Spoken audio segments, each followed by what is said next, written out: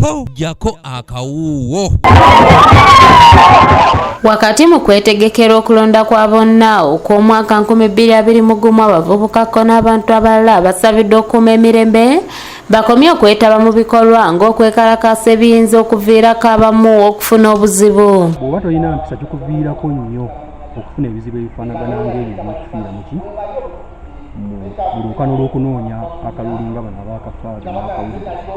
Ngira nkutereeza obulungi okubeera mu byobukulembeze obulungi nga bakadde baffe ababaddemu ababiiseemu okubanga bwe bali okugoberera amateeka obubaka bwe mbawa bawulirize gavumenti eri mu buyinza ebagamba obutakola fujjo mu kalulu kano akagendamu buli omu asooka amanye nti alina famire ye era yalina ogirabirira.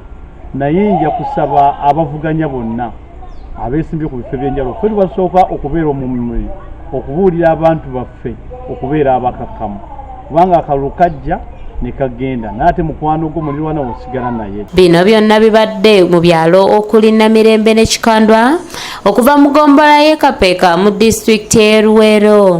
N'akozesa bakyaluzi ab'ekyomusanvu n'atuuka mu paalamenti. Ssebo mbabuulira abali wano abataasoma bannange sikiwa nti buli ali wano wa diguli mbadde mbasaba munneegatteko. Nze nsaba ekintu kimu ne mu paalamenti tufuneyo omubaka atukiikirira ffe abataasoma. Abatuuze bano beegattiddwako ne munna NRM Sereko Charles Basajjasubi okubaganya ebirowoozo ku butya bwe bayinza okutwala Nakaseke mu maaso. Naye tasobola kutukolera nguudo, tasobola kutukolera bintu bitutwala mu maaso okuttako okusaka mu gavumenti.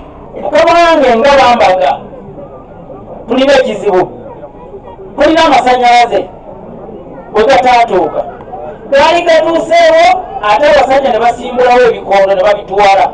Abantu b'Ekikandwa si bamativu mu nsonga y'akasiimo era basaba wakiri ye nga pulezidenti atuweerezeyo omubaka ng'ava mu ofiisi ye ajje ayogere n'abatuuze ku nsonga eyo.